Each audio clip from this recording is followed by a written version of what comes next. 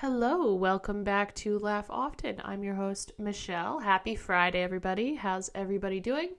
This is a solo episode. It has been so long, I think, since I've done a solo episode, but I love doing the solo episode, so I'm always going to have a solo episode once or twice in there.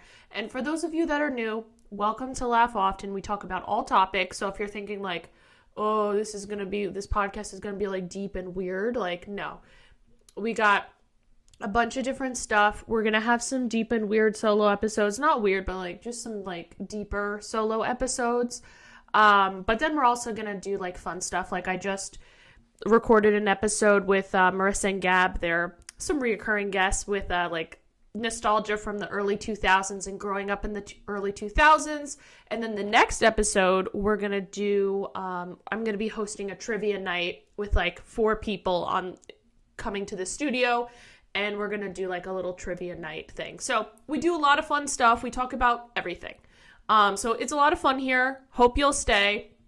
We're also on Instagram, so make sure to follow the podcast Instagram to stay with all the updates. I also upload my singing content. I'm also a singer, so I'm also trying to grow my singing platform and the podcast platform at the same time. So I post my singing content and podcast updates on the Instagram. It's at laughoftenpod on Instagram, at laughoftenpod. And then on YouTube, it's Laugh Often Podcast. I also put my singing and podcast episodes on YouTube as well. And of course, we're on Spotify as well. And when I say we, just me, because I'm hosting this podcast solo. So it's a lot of fun.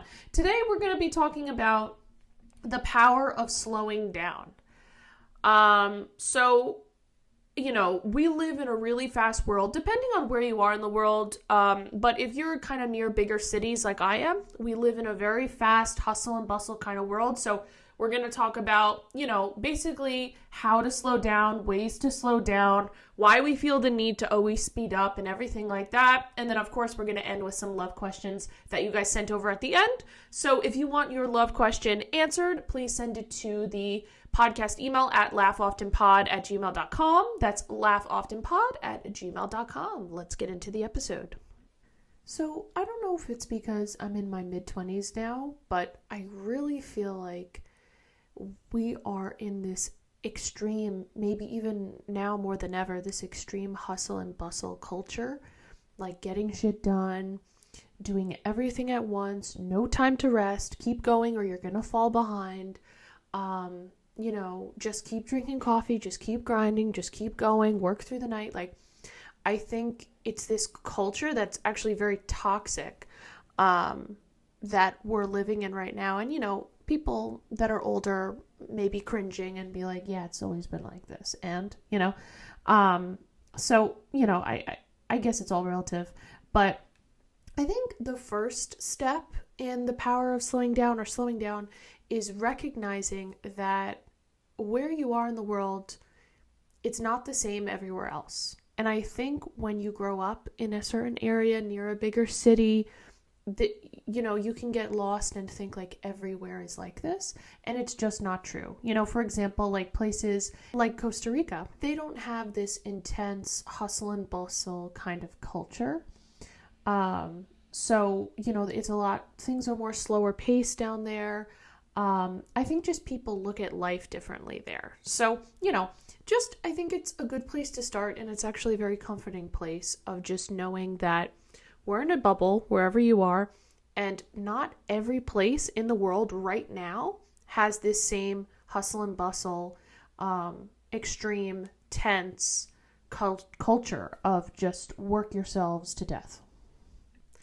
A positive that I find is good with slowing down is it actually stops you from making hasty decisions. For example, if you're looking to change careers and you go in an interview and you're just thinking like, I gotta get the job, I gotta get the money, you know, I can't slow down on this, like I just gotta get a job, you know, which everybody's financial situation is different, and totally understandable that you would want to get a job quickly, right? But if you just slow down even for like a minute, you know, even for 30 minutes, just to kind of think it through a little bit, taking a step back, you might realize that, oh yeah, this job is not for me, you know? Same thing with a relationship. If, I got to get into a relationship. I just gotta, I gotta make a decision on this, right? Just taking a second and being like, do I want this? Or do I want this because the other person wants to be with me? Also moving into a new house or moving somewhere in a new location. Instead of making just a really, really quick decision that you might wind up regretting, taking the time to slow down and think things through. Slowing down really gives you this sense of self-awareness and really the ability to listen to your inner voice, which I think is so important. I think people don't take this seriously enough, but being self-aware is such a powerful tool because you're able to make better decisions about your life, right? And I think there's all this pressure as well that I'm not doing enough, I'm not achieving enough, I need to keep moving faster and faster and faster. But sometimes the opposite happens. If you start putting so much pressure on yourself, I feel like it's just inevitable that there's going to be a decline. So I think sometimes it even creates better ideas, better decisions, and better results, rather than just like running to it and forcing it and, going really, really quickly. So I think I think just slowing down in general, taking a step back is so, so important. I think another factor that goes with this fast new culture is something that we never had before in the past, which is the influencers. So, even for me with like the podcast and the singing, there is so much pressure to get as much content out as you can, get it out, quality content, just, put together the shorts, put together the this and the that, get the tweets out, get everything out so you can get enough engagement so you can start to make money on your content and monetize your content.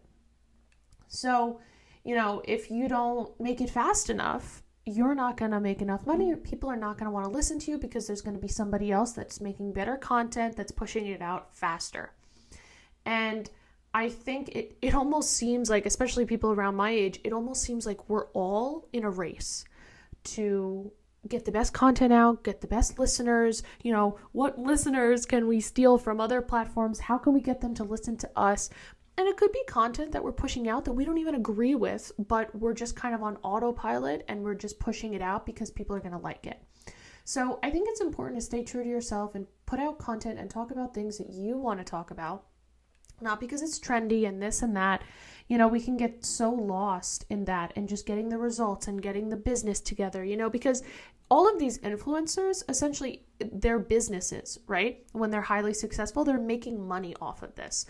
And it sucks that, it's so highly competitive right now because it is kind of the way out of like the 9-to-5 corporate lifestyle, which there's nothing wrong with that lifestyle. It's stable. Much respect for people that are in that lifestyle and, there's nothing wrong with that lifestyle, right? But for the people that want kind of to be an influencer or have their own business or make content and monetize it and everything like that, there is so much pressure that goes into it. And even for me, just aside from the podcast, just with the singing, like I've been trying to like put out singing content and everything like that, it's very, very competitive, especially with the singing. I mean, people that have these very successful singing platforms, they're posting like few times a day, like just constantly posting something trendy, some sort of riff or chorus that's popular, that's trending. You have to be on top of the trend. You got to sing it. You got to get the content. It's got to be good. And even for myself, like going to the open mics and posting out content and trying to get people to listen. It's extremely competitive.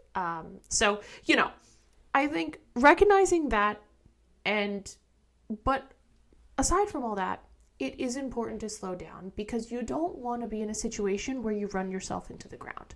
Like, is it really worth it to, be completely miserable, run yourself into the ground, not take any breaks, but have a lot of listeners or have a lot of likes or something on something? Like, I don't think that's worth it, like, personally. So I think there needs to be a time, even if it's a short amount of time, to slow down. So just a few like quick ways to slow down, and this is for the fast pace, like, people that maybe struggle to slow down. These are like some very short little things just to reset and slow down. So a few ways to slow down is start small with like a 3-minute meditation, right? Because everyone's like, I can't meditate. I can't sit down for like 2 hours and meditate, or 40 minutes or whatever.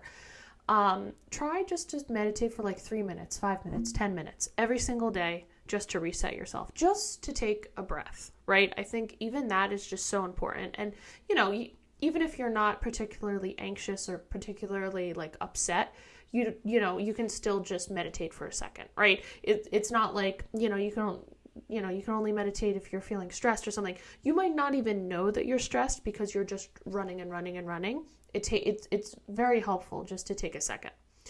And then also yoga. So I love this yoga teacher. She's online on YouTube. Her name is Yoga with Adriene. She's amazing. Everybody should check her out if you don't know her. She does yoga practices online, so you can do them from your house, and she has really like awesome ones. So she does like 10-minute yoga in the morning. She does like a 5-minute yoga meditation. She does a 20-minute, 30-minute, 50-minute. So she kind of has it all. But even doing like the 10-minute yoga in the morning, just 10 minutes, just to slow down just ever so slightly, putting it into your routine actually can do wonders. I know this sounds really kind of silly and obvious, but going on a long walk really, really cuts your stress levels down. It actually lowers cortisol, which is the stress hormone in your body. It actually lowers your cortisol. So going for a long walk, listening to a podcast, maybe this one, it really can help reduce stress and just give yourself a second. Reading also is really awesome. I'm trying to read more. It's difficult because I feel like we live in this like low attention span. Everyone has a low attention span now because of the shorts and because of all of this stuff. But I think incorporating reading, even just like a chapter a day or a few chapters a day, actually will help grow your attention span, which is really important, which we're all lacking. And it just gives you a second to just do a little something for yourself and slow down. So I think even just something as simple as that, like reading and going to like a coffee shop, or just, reading in your house, or reading before you go to bed. I think it can help a lot. And then when you do all these things, it's important not to let yourself feel bad for taking time to reset and slow down. Because I think it's like we start to do these things, and then it's like we get into this vicious cycle of like, oh my God, I should not be doing this. Like, I should not be slowing down. There are things to be getting done. I need to get these things done, right? I don't have time for this nonsense. And the things that I listed are actually very small, and, it's only 10 minutes. It's only, whatever, right? But even those small things, we can start to feel bad about. Like, somebody out there is doing more than me. I have to keep pushing harder. Why am I letting myself rest? But you can't go down that road. You have to just be like, I'm taking a break. I'm not feeling bad about it. I'm choosing to take a break.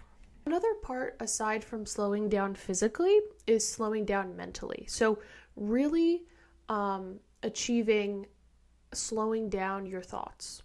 So some great advice I received once was, really, I try to live my life this way, but if something is not happening, whatever you're worrying about, if something is not happening in this moment, you've said all that you need to say, do not allow yourself to think about it all throughout the night, the day, because really, what is the point? Is it solving anything? Is it making anything better? Is it making your life better? No. So I really try to live my life that when things are happening in the moment, I'll deal with them in the moment. And then when it's not happening and I've said all that I could say, I have to let it go. I cannot think and think and think and think. Because this also burns your energy, and you could save so much of your energy by just letting it go. And I know it's easier said than done, of like, well, it's just coming into my mind and I'm just thinking and thinking and thinking. But over time, you have to kind of just like train yourself and practice it and say, I'm not thinking about this. There's no point. I've done all that I could do. I'm done, right? And then doing something else. So that has helped me tremendously in my life. So that's also kind of another way to slow down, is slowing down mentally, slowing down those thoughts. So all in all, I think taking a step back, slowing down is really important for everybody, no matter where you live in the world, no matter how crazy your situation is, or, you feel like you need to keep grinding and keep working every second of the day. Taking 3, 4, 5 minutes out of your day to just take a breath is really, really needed. And I know it sounds so simple, but a lot of us forget that. So if you're in that boat, I've been there plenty of times. This is your sign to take a second and just take a minute, right? And it's not being lazy. I think also we're like, oh, I'm being lazy if I do that. It's not being lazy to take 5 minutes to just reset. And you may need more than 5 minutes. You may need a day. You may need a few days. You may need a week, right? So, you don't want to overdo it and take like months and months off, but, whatever it is that you need, however long you need to take a break, there's no rules, there's no rule book, and it's not being lazy. So take that time, because it's important that you're, sharp mentally and that you're on your game. And if you're not and you're just trying to force it, people can tell, whether it's online or it's in your real life, people can tell when you're trying to force it and push through it. And, sometimes forcing it and pushing through it can be helpful, but I would say if you're doing it too much, there needs to be some time to just, take a second. And in some instances, actually pushing through and just grinding and distracting yourself can be helpful, because it can actually help you not to overthink. So in that sense, I could say pushing, grinding, going can be helpful. And that's actually helped me a lot in my life too. But it kind of all depends where you are in your life. Like, are you overthinking? Are you really, really getting into stuff and thinking about things too much? Maybe pushing through, distracting yourself is good.